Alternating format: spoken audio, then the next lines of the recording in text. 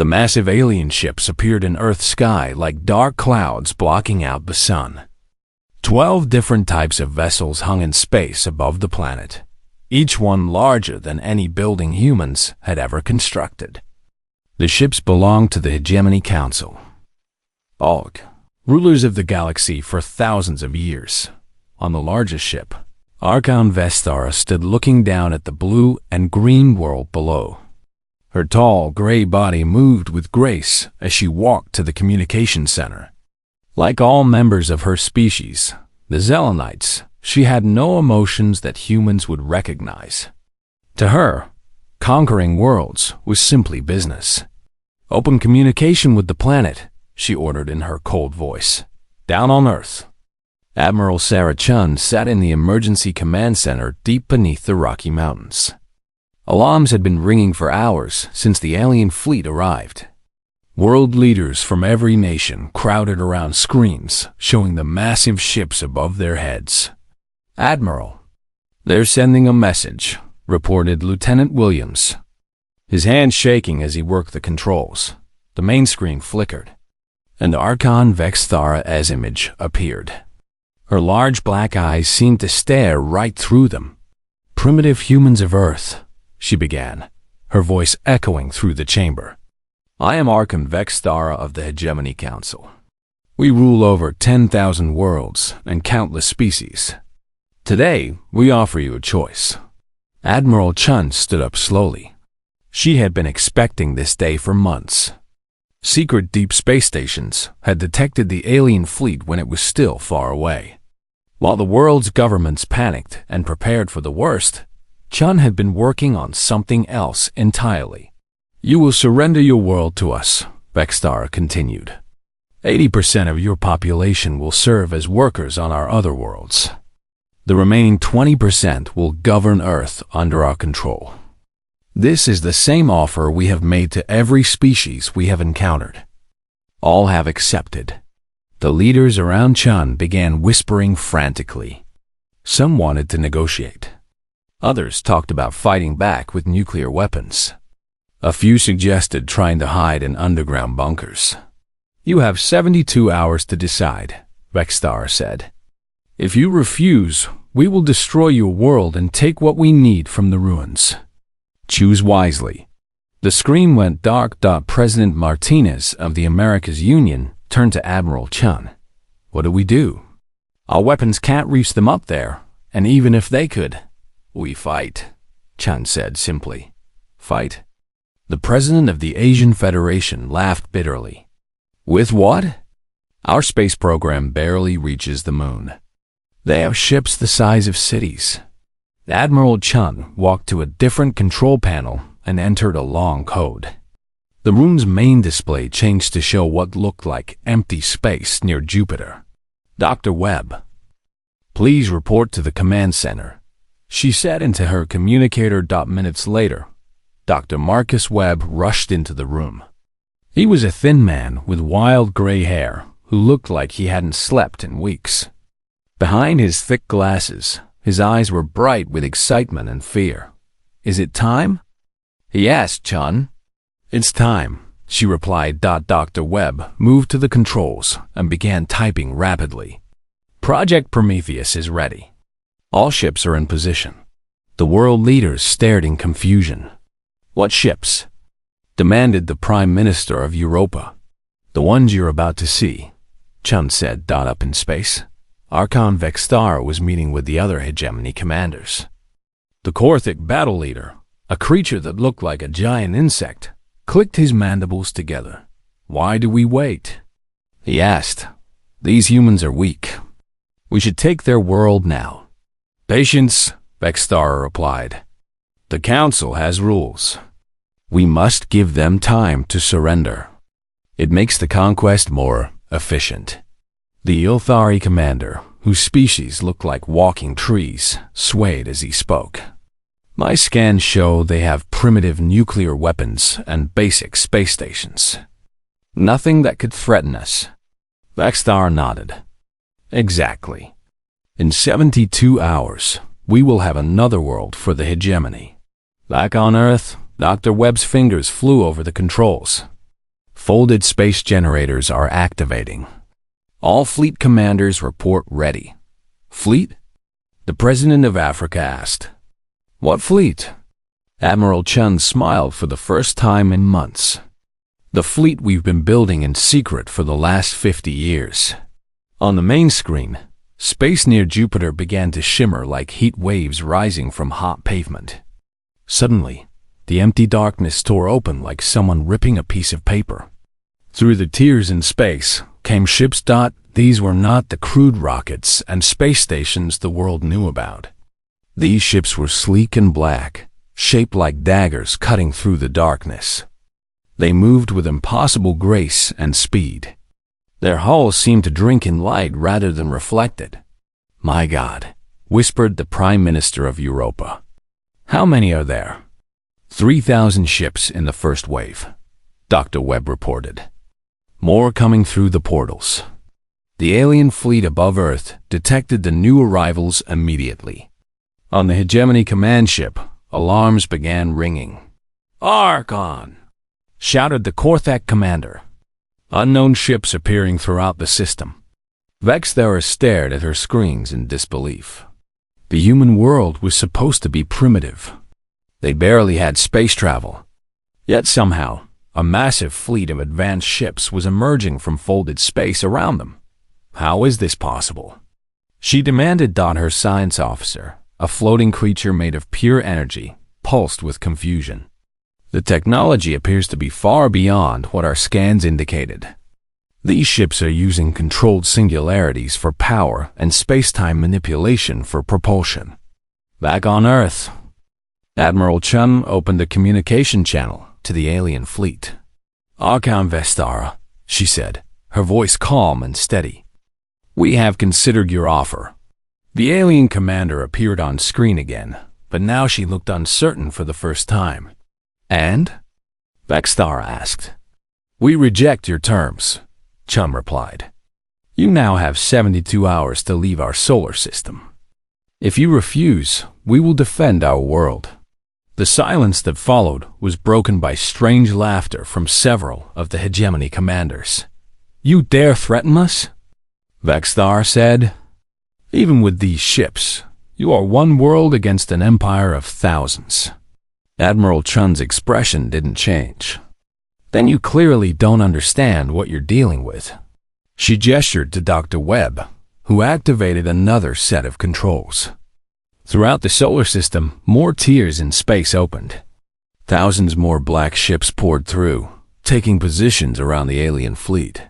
You see, Chun continued, you made one very important mistake. You assumed we were alone. Captain James Torres stood on the bridge of the UES Defiance, watching the alien fleet through the main viewer. The black ship hummed around him, its walls seeming to pulse with dark energy. Behind him, his crew worked at stations that glowed with soft blue light. All ships report ready, Captain, said Commander Lisa Park, his second in command. Torres nodded. He had waited 10 years for this moment, ever since joining the secret fleet program. Like most of the crew, he had lost family when the Hegemony destroyed a human colony ship that had wandered too far from Earth decades ago. The aliens had claimed it was an accident, but everyone knew the truth. Admiral Chun sends her regards, Park added. She says to show them what happens when you threaten Earth. Up in the alien command ship, Archon Vexthara stared at the screens showing hundreds of human vessels surrounding her fleet. Her tactical officer, a crab-like creature with multiple eyes, scuttled closer to her. Archon, should we attack? Our ships outnumber theirs 3-1. Vexthara studied the strange black ships. They didn't move like any vessels she had seen before. They seemed to drift through space like living things, occasionally flickering as if they weren't quite solid. Begin the attack, she ordered.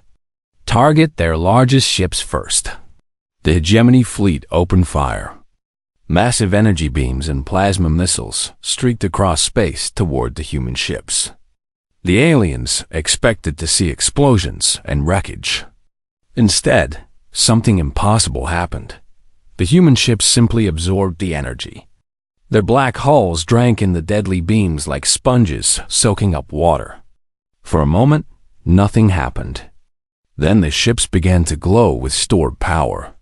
What in the void? Vexthara whispered. Captain Torres smiled grimly as his ship's hull charged with absorbed energy. All ships, return fire. Show them what we learned from their own weapons. The Defiance and her sister ships released the stored energy back at the alien fleet, but not as crude beams. Instead, the power emerged as focused gravity waves that twisted space itself. Where the waves hit alien ships, their hulls crumpled, like paper being crushed by an invisible hand. The first alien destroyer simply folded in on itself and disappeared. The second exploded as its power core was compressed beyond its limits. Within minutes, a dozen hegemony ships had been destroyed or disabled. Impossible! Screamed the Korthek battle commander. Our weapons are being used against us. On the human ship, Dr. Elena Rodriguez worked frantically at her science station. She was one of the original researchers who had studied the derelict alien ship found drifting near Pluto 50 years ago. That ship had taught humanity everything they knew about advanced space technology.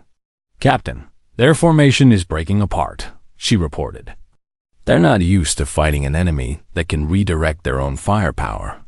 Torres watched as more alien ships fell to the human counterattack. Begin Phase 2. All ships, activate singularity drives. Let's show them how we really move. The black ships suddenly accelerated to impossible speeds, leaving trails of bent space behind them. They moved like sharks through water, fast and deadly. The alien fleet tried to track them, but their weapons couldn't lock onto targets that seemed to slip between dimensions. The human ships struck like lightning. They would appear next to an alien vessel, fire a single devastating shot, then vanish before the enemy could respond. Each attack left another hegemony ship dead in space. RCHO and Vexthara watched her fleet being destroyed ship by ship. In 1,000 years of conquest, she had never seen anything like this. The humans fought with a precision and ruthlessness that chilled her alien blood.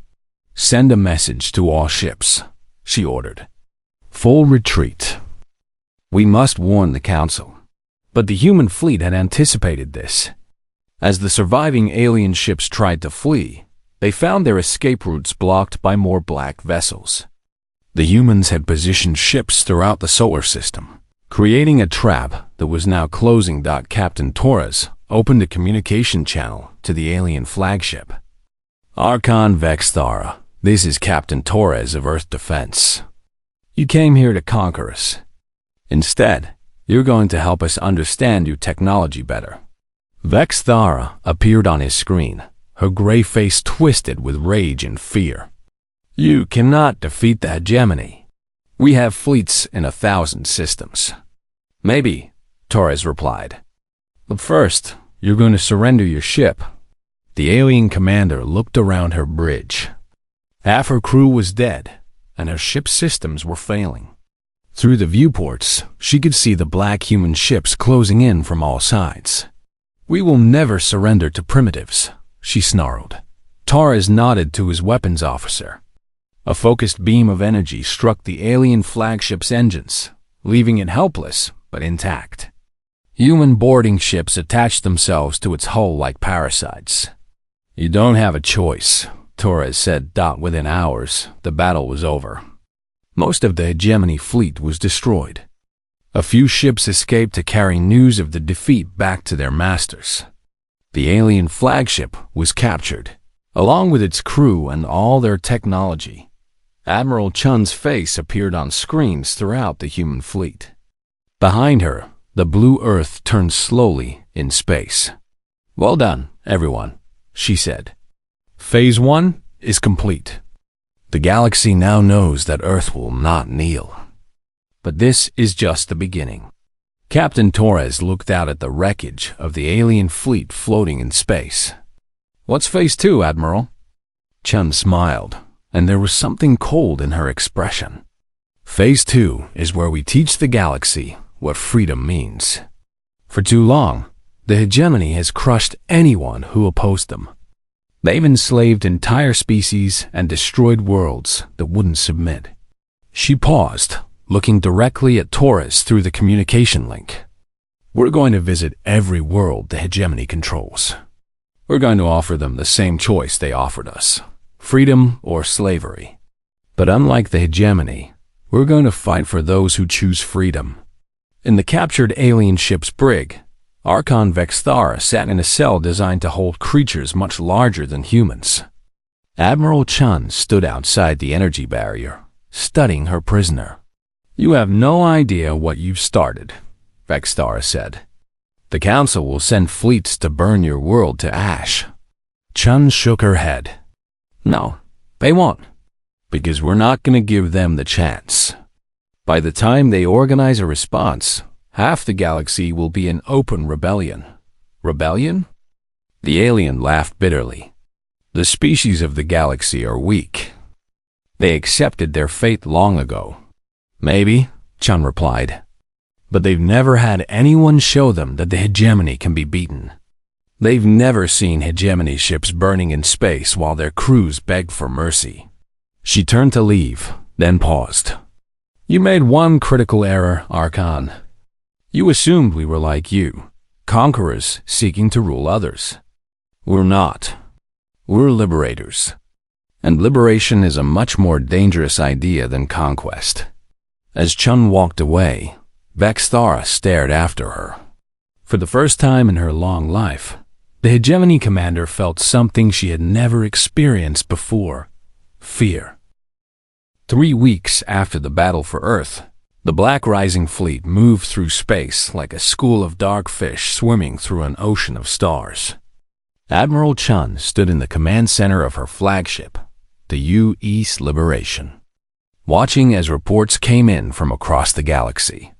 "Admiral, we have confirmation from the Kepler system," reported Commander Maria Santos. "The Vrex mining colonies have joined the rebellion. They're providing raw materials for ship construction."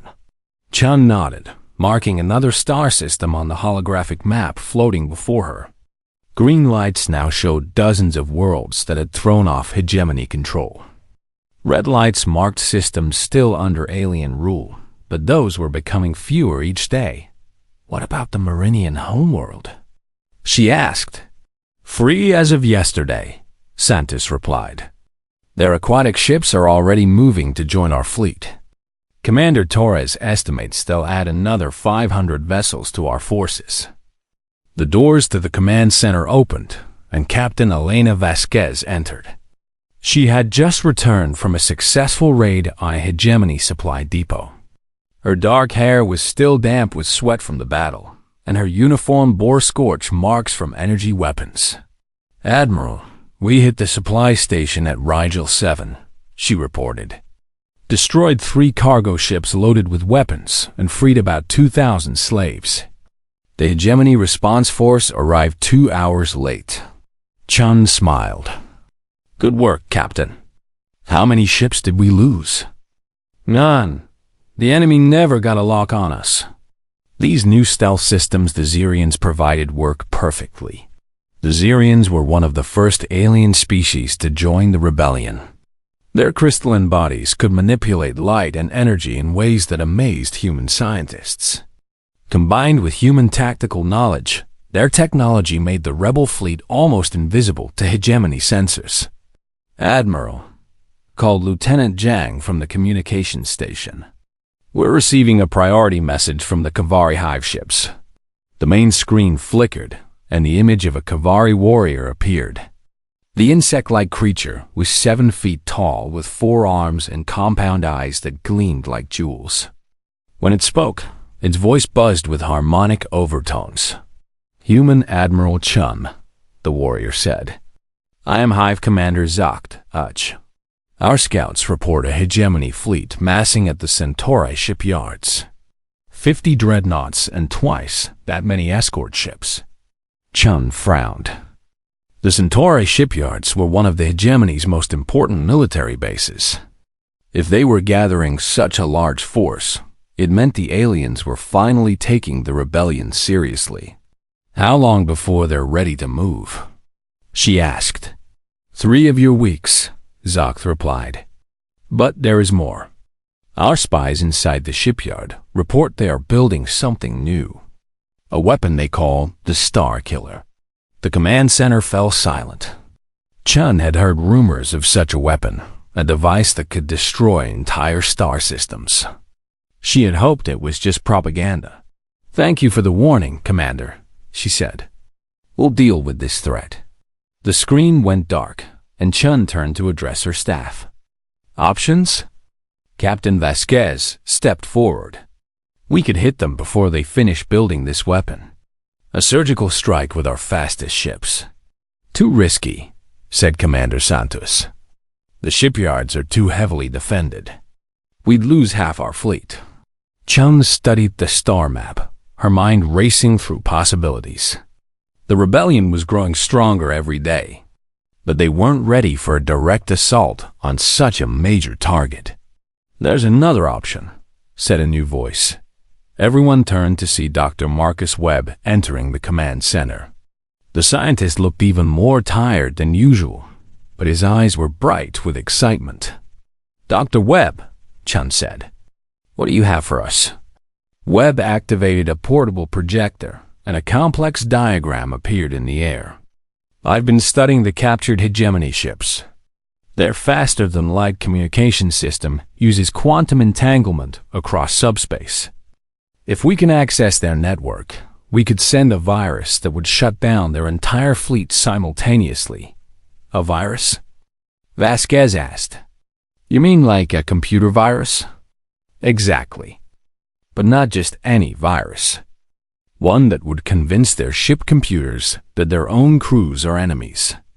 The ships would turn their weapons on themselves. Chun considered this. How long would you need to prepare such a virus? It's already done, Webb said with a grin. I've been working on it since we captured the first hegemony ship. The question is how to deliver it. The answer came from an unexpected source. In the ship's detention area, Archon Vexthara sat in her cell, listening to human guards discussing the rebellion's latest victories. She had been a prisoner for 3 weeks, and every day brought news of more hegemony defeats. When Admiral Chun visited her that evening, Vexthara noticed something different in the human's expression. Chun looked worried. You've heard about Centauri, Vexthara said. It wasn't a question. Chun nodded. Your people are building a planet killer. That's not the action of a confident empire. That's desperation. Perhaps, Vexthara admitted. But desperation makes the Council dangerous. They would rather rule over ashes than lose control. Help us stop them, Chun said suddenly. The alien commander's large black eyes widened in surprise. You want my help? I want to prevent the slaughter of innocent people, Chun replied. Your star killer weapon won't just target rebel worlds. The Council will use it against any planet that shows even the slightest sign of rebellion. Billions will die. Vexthara was quiet for a long moment. In her centuries of service to the hegemony, she had seen the Council's cruelty many times. But she had always justified it as necessary for maintaining order. What would you have me do? She asked finally. Help us access the hegemony communication network, Chun said. We have a way to stop the fleet at Centauri, but we need someone with command codes to get us into the system. Vexthara laughed bitterly. You want me to betray my own people? I want you to save your people, Chun corrected. The hegemony is finished. The rebellion grows stronger every day. The only question is how many will die before the Council accepts that fact. The alien commander stared at Chun for a long time. Finally, she spoke. If I help you, what guarantee do I have that you won't simply replace the hegemony with your own empire? Chun activated a small device, and a hologram appeared showing the liberated worlds. Look at the planets we've freed. Are they under human rule? No. Each world governs itself. We don't want to conquer the galaxy, we want to free it. Vexthara studied the hologram. It was true. On every liberated world, local governments had been established. Some were democracies like Earth's. Others chose different systems. But none were ruled by humans. The virus you scientists mentioned, she said slowly. It would affect all ships in the network? Every hegemony vessel in the galaxy, Chun confirmed. Including civilian ships? Medical vessels? Colony transports? Chun shook her head. Dr. Webb designed it to target only military vessels. Ships that carry weapons. After another long silence, Vexthara made her decision. Very well. I will help you. But not for your cause, for the innocent people who will die if I don't. Within hours, the plan was in motion. Using Vexthara's command codes, Dr. Webb's virus was inserted into the hegemony communication network. It spread like wildfire from ship to ship, lying dormant until the predetermined activation time. Captain Torres, now commanding a strike force of human and allied ships, positioned his fleet near the Centauri system. They didn't need to attack the shipyards directly. They just needed to be there to clean up the aftermath. All ships report ready, he told Admiral Chun over the communication link. Are you sure this will work? Chun looked at the countdown timer on her screen. We'll know in 30 seconds. At shipyards throughout hegemony space, thousands of warships suddenly turned their weapons on each other. Computer systems that had served faithfully for centuries decided that their own crews were enemies to be eliminated. Within minutes, the greatest fleet in galactic history was destroying itself. On his command ship at Centauri, Hegemony Fleet Admiral Corvin watched in horror as his dreadnoughts opened fire on each other. He tried to send shutdown commands, but the ship computers no longer recognized his authority. What's happening? He screamed at his technicians. Unknown, sir. One replied. The ships think we're rebels. They won't respond to any commands. Through the chaos, Captain Torres led his strike force into the system. The few hegemony ships that survived the initial virus attack were too damaged and confused to put up effective resistance. The rebels captured the shipyards intact, along with their plans for the Star Killer weapon. Across the galaxy, the same scene played out at dozens of military bases. The hegemony's ability to wage war was crippled in a single coordinated strike. Entire star systems declared independence as their hegemony garrisons turned their weapons on themselves. Admiral Chun stood before the holographic map, watching as red lights turned to green across hundreds of star systems. In one night, the rebellion had become a revolution that encompassed half the galaxy.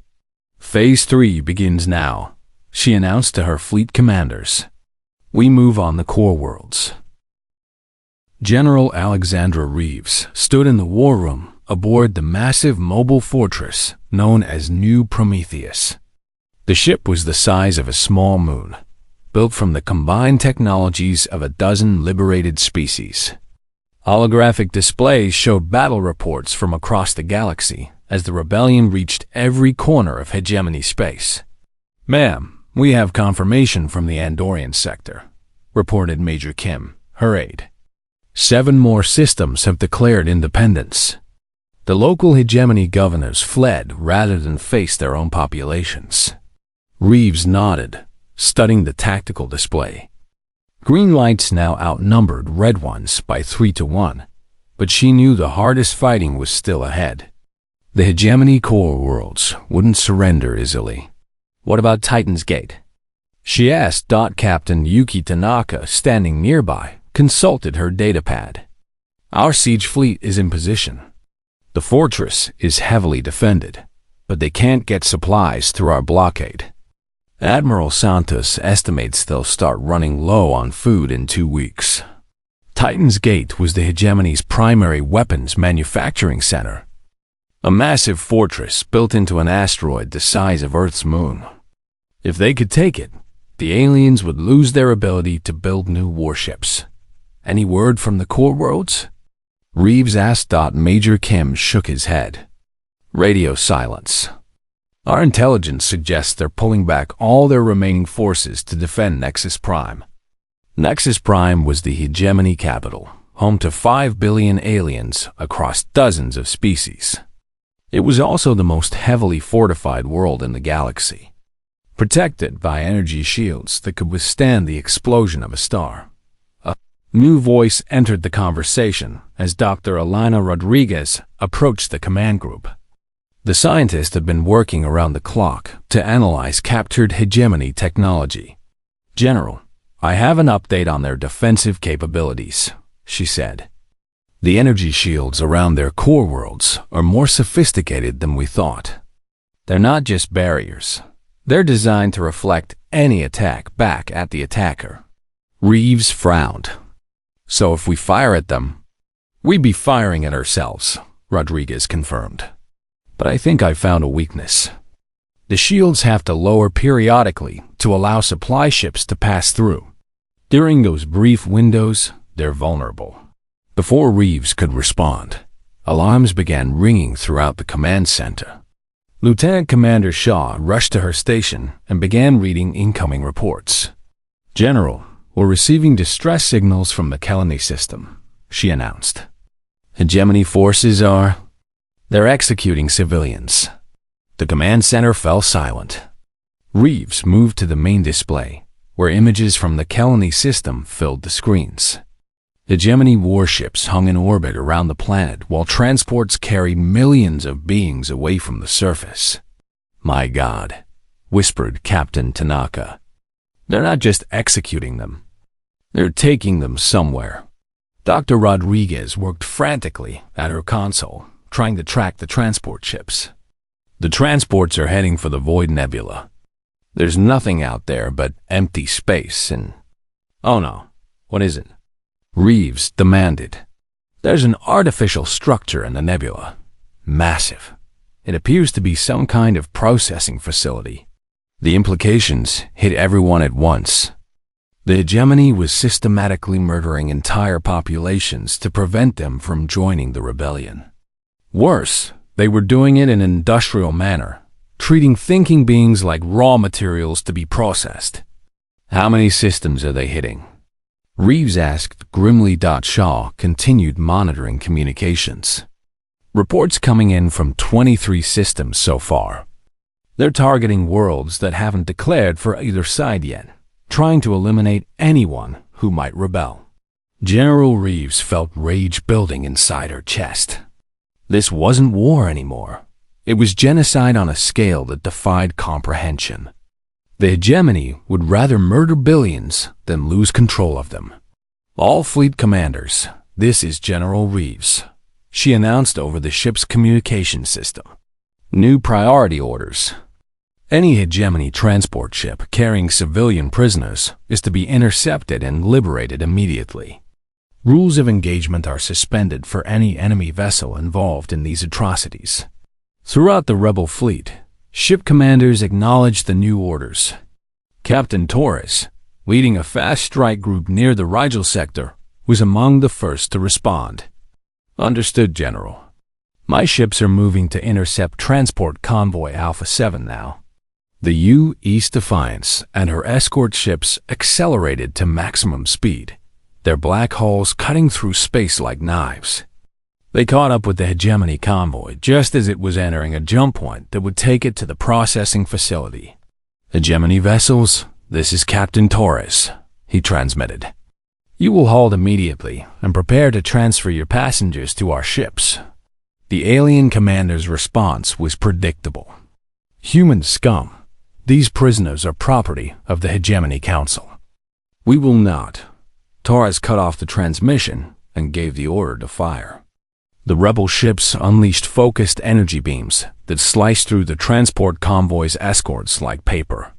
Within minutes, the military vessels were destroyed, leaving only the defenseless transports.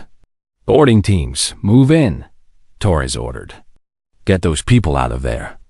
Similar scenes played out across dozens of star systems as the rebel fleet raced to intercept genocide convoys. Some they saved. Others they arrived too late to help. Each rescued civilian became another recruit for the growing rebellion.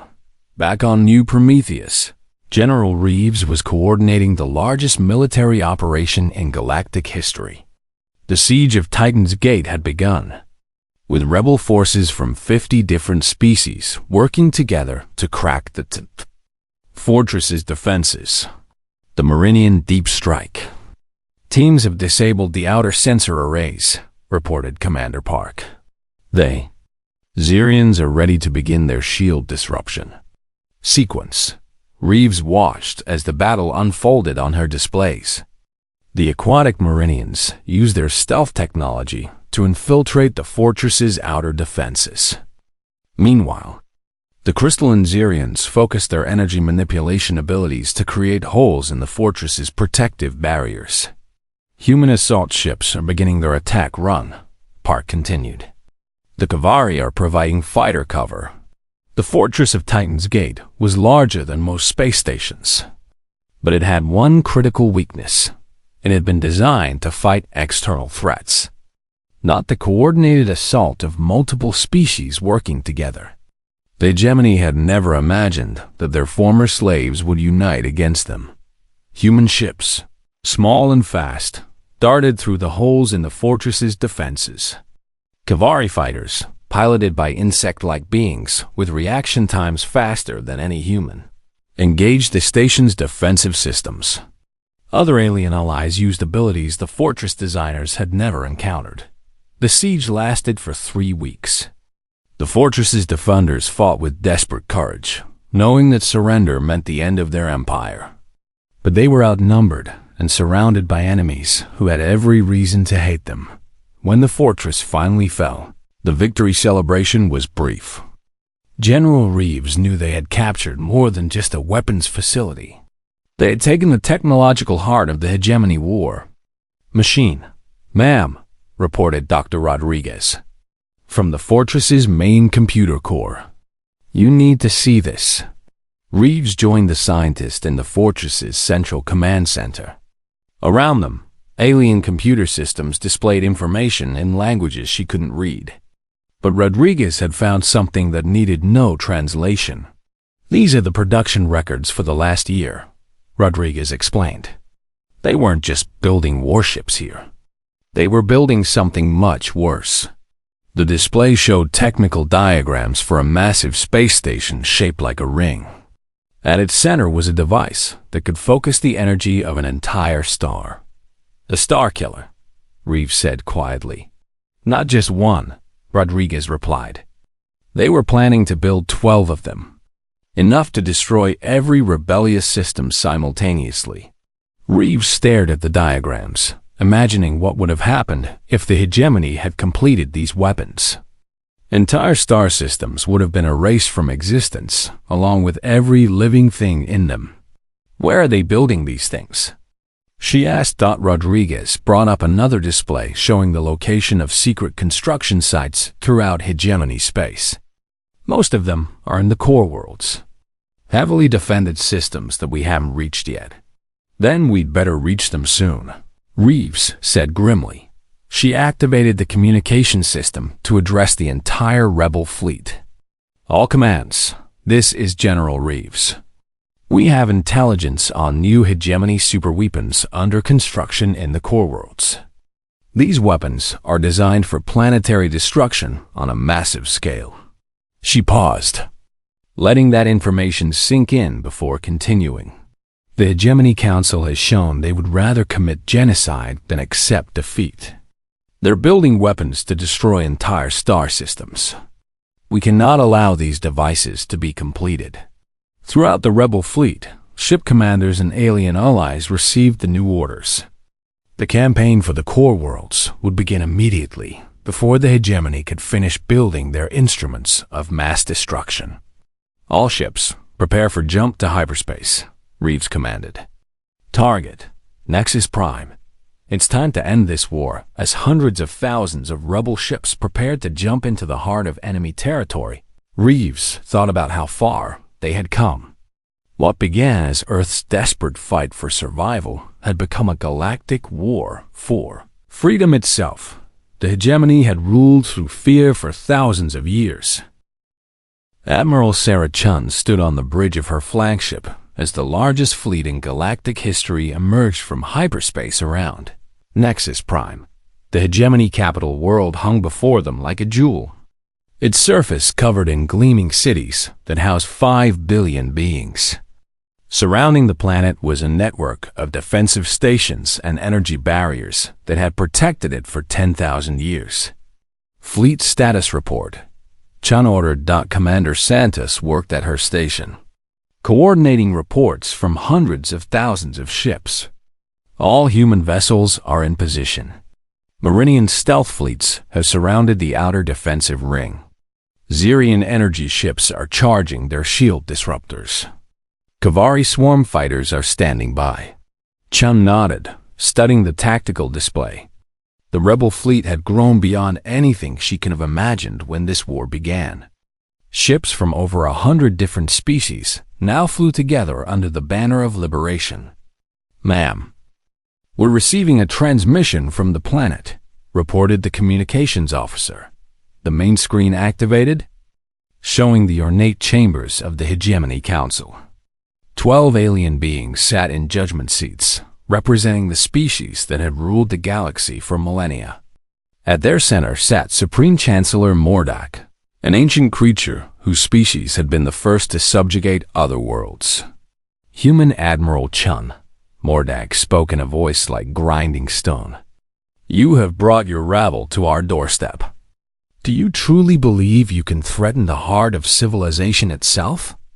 Chun stepped forward, her expression calm despite the magnitude of the moment. "Chancellor Mordak, I'm here to offer you the same choice you once offered. Earth, surrender and face justice for your crimes against billions of sentient beings, or be destroyed." The alien council erupted in what passed for laughter among their various species. Mordak raised one of his 4 arms for silence. "You speak of crimes?" he asked. "We brought order to chaos. We ended the wars between primitive species. We created the greatest civilization the galaxy has ever known. You created the greatest tyranny the galaxy has ever known," Chun replied. "You enslaved entire species. You destroyed worlds that wouldn't submit. You turned thinking beings into property to be bought and sold." Behind Mordak, Council member Vexnara of the Korthik leaned forward. "And what would you replace us with, human? Your primitive concepts of freedom and democracy? Chaos and anarchy?" Chun activated a display showing the liberated worlds. "Look for yourself. Every world we freed now governs itself. Some chose democracy. Others picked different systems. But all of them chose their own destiny. Temporary chaos," Mordak dismissed. "Within a generation, they will be at war with each other. Order must be imposed from above. Then you refuse to surrender?" Chun asked. "We do not surrender to slaves," Mordak replied coldly. "And you are all slaves. You simply don't know it yet." The Chancellor gestured to someone off-screen. "Admiral Curvex, activate the Omega Protocol." Chun felt her blood run cold. Intelligence reports had warned her about this possibility. The Omega Protocol was the hegemony's final weapon, a device that could destabilize Nexus Prime Sun and turn it into a supernova. The explosion would destroy everything within 50 light years, including both the hegemony capital and the rebel fleet. "Chancellor," she said urgently, "if you activate that weapon, you'll destroy your own world. Billions of your own people will die."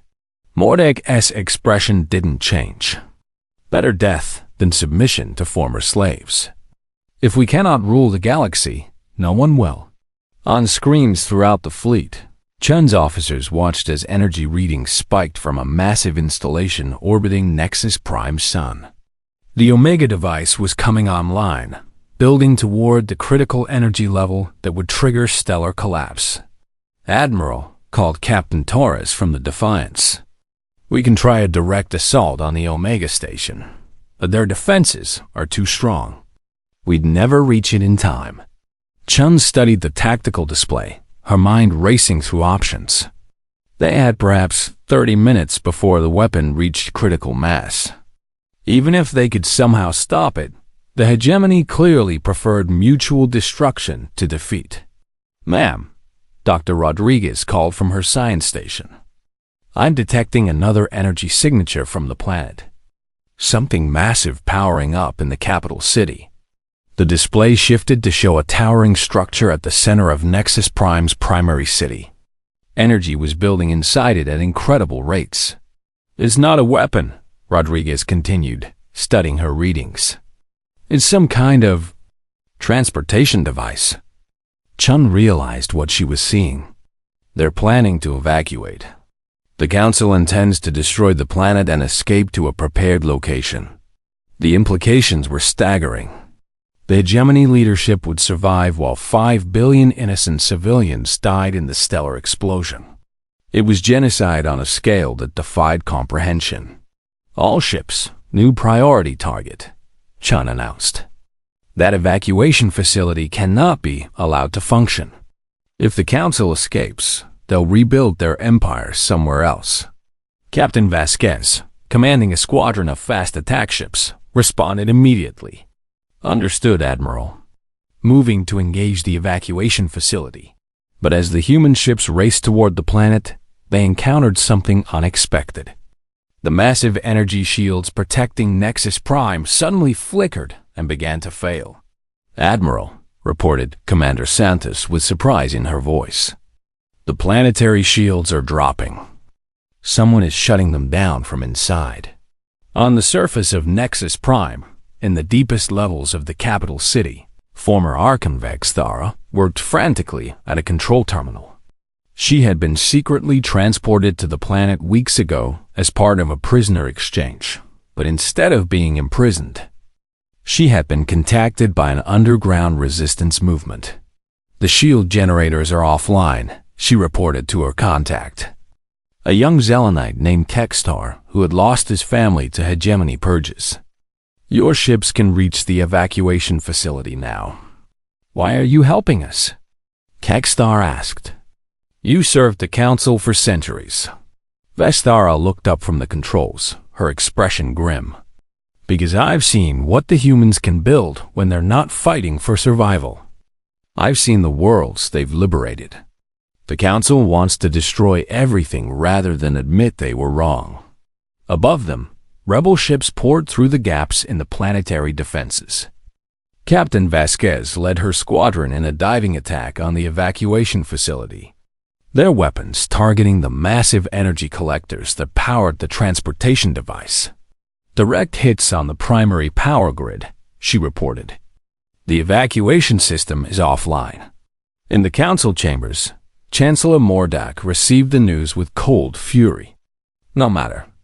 We still have the Omega device. If we cannot escape, we will at least take our enemies with us." But Admiral Chun had anticipated this. While Vasquez attacked the evacuation facility, other ships had been moving into position around the Omega station. They weren't trying to destroy it. That would be impossible with its heavy defenses. Instead, they were doing something much more clever. "All Xerian ships, begin energy absorption," Chun ordered. The crystalline beings use their natural abilities to absorb and redirect energy on a massive scale. Working together, hundreds of Xerian ships began drawing power from the Omega device itself, slowly draining away the energy it needed to trigger stellar collapse. "Impossible!" Mordak screamed as his technicians reported the weapon's power levels dropping. "The device cannot be stopped." "If you understand how energy works," Chun replied calmly. "Something your council apparently never bothered to learn."